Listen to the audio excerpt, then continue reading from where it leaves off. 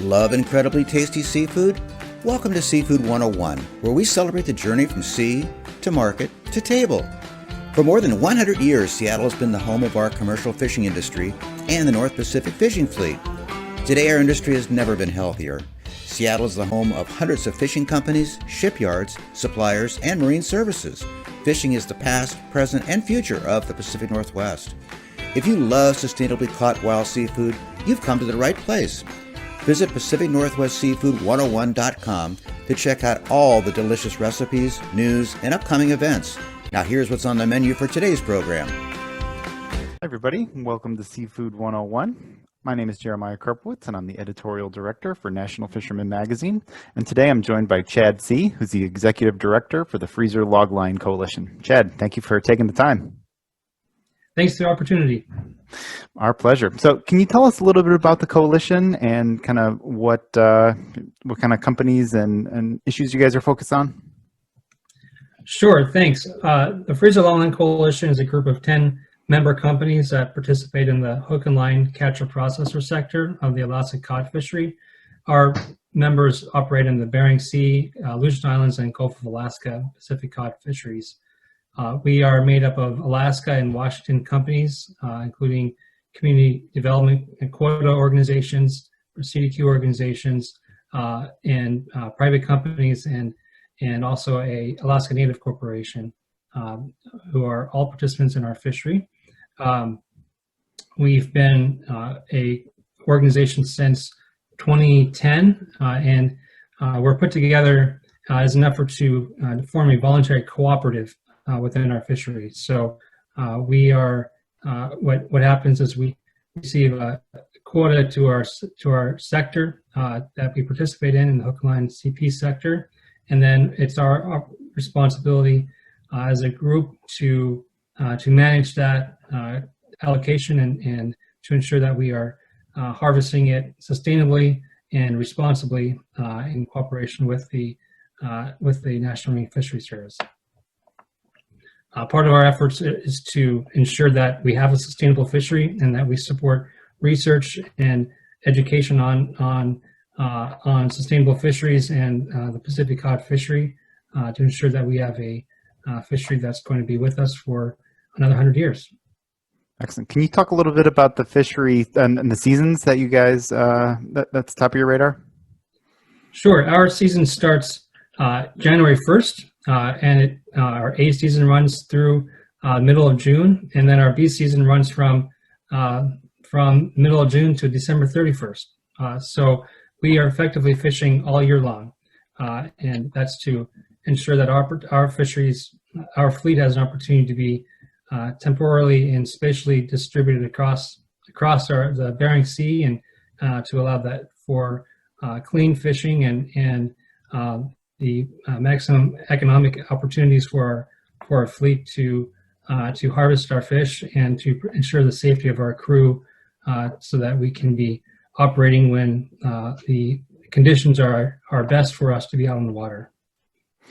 And you touched on that economic impact. I wanted to see if you could drill into that a little bit and what that means to you and what that means to the market as a whole, the work you guys are doing. Sure. The economic impacts, just to be clear, so the economic impacts of the ability of our management of the fishery and the operations that we have under our cooperative. When you have that opportunity to work cooperatively to harvest and to ensure that you have the ability to operate during ideal times during the year for your fishery.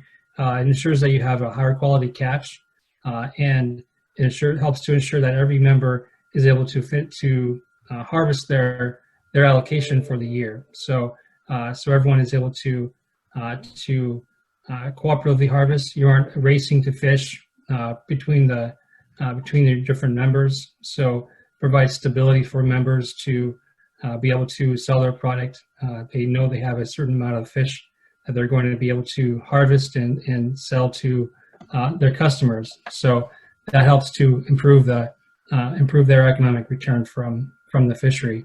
It also helps to ensure that members, in working with the cooperative, can invest in their fishery in the future. So if you're looking at capital expenses, you know how much fish you're going to have, at least as a percentage of the allocation for the year. You know how much you're going to have of that fish, and so it allows you to make some business decisions and other economic choices that are only allowed, you can only do when you have that stability in your fishery and your business plan. You touched on the sustainability in a few different ways. I wanted to see if you could tell us a little bit about your commitment to environmental stewardship and how that ranks in terms of your guys' focus. Thanks. It's one of our primary focuses as a coalition. The ability to, when we're working together as a cooperative, allows us to also partner together to work with the National Marine Fisheries Service or other organizations like the University of Washington to do research and to help facilitate research on our vessels and to ensure that we can be contributing to a better understanding of the stock. So, for example, we will help to take samples of cod that we harvest, whether it's a clip of the fin of a cod that we would provide back to the Science Center so they can do genetic work on a cod, so that we can better understand the genetics of a cod that's caught in the northern Bering Sea versus in the eastern Bering Sea. So these are projects that are possible because we're working together as a fleet to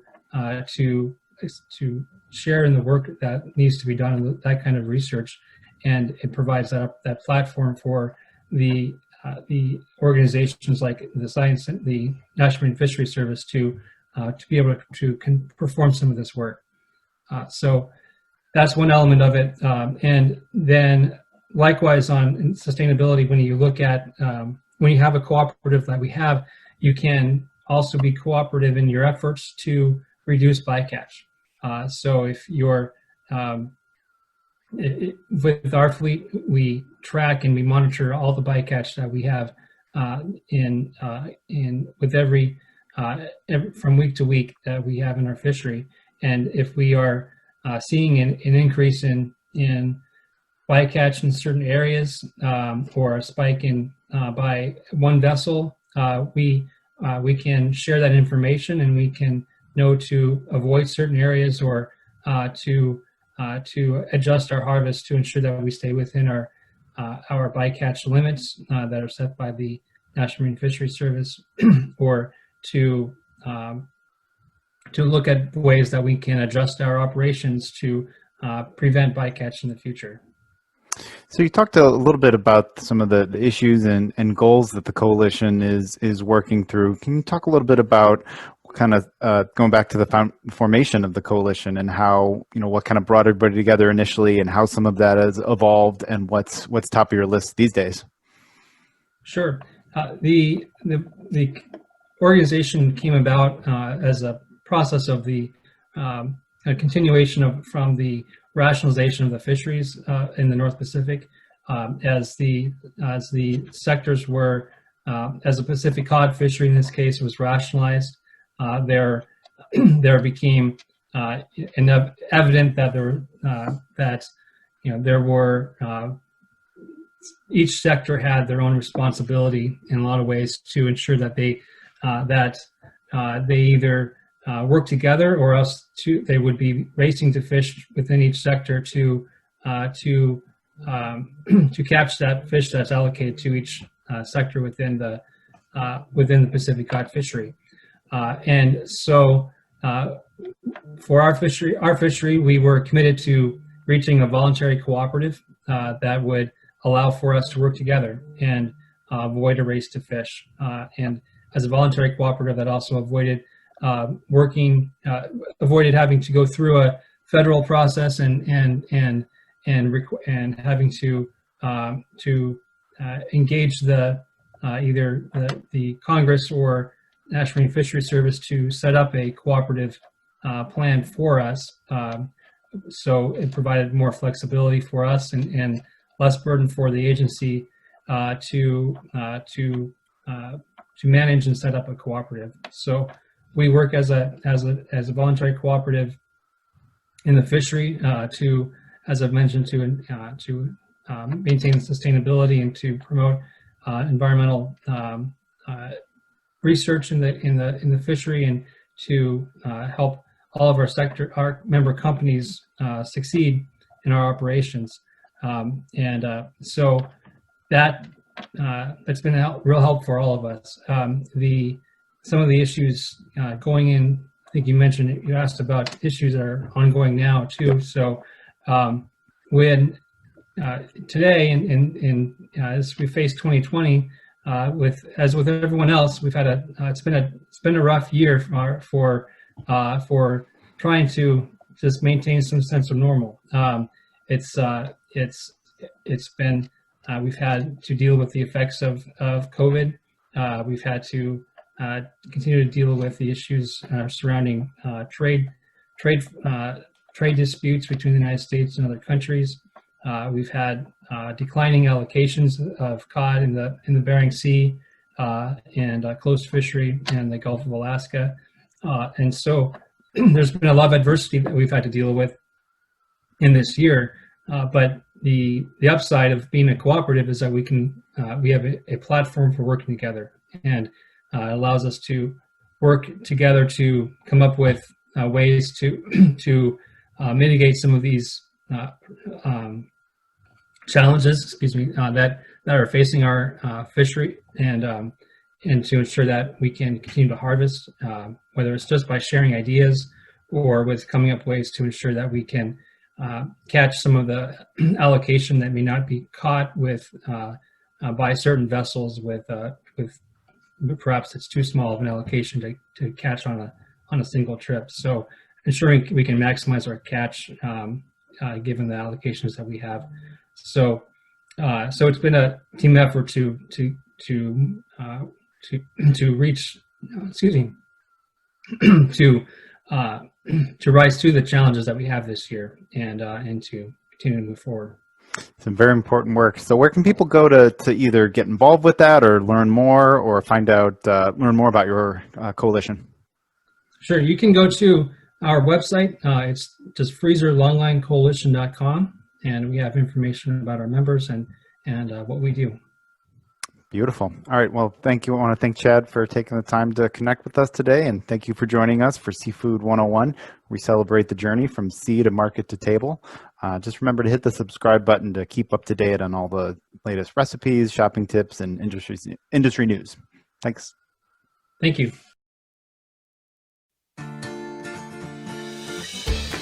Thank you for joining us for today's Seafood 101 program. Seafood 101 is sponsored by the Seattle Propeller Club with the Port of Seattle. It's presented by the Alaska Bering Sea Crabbers, Bristol Bay Regional Seafood Development Association, Freezer Longline Coalition, and the Groundfish Forum. Special thanks to National Fisherman Magazine and Pacific Marine Expo. Visit PacificNorthwestSeafood101.com to check out all the delicious recipes, news, and upcoming events. See you next time as we continue to celebrate the journey from sea to market to table. Cheers!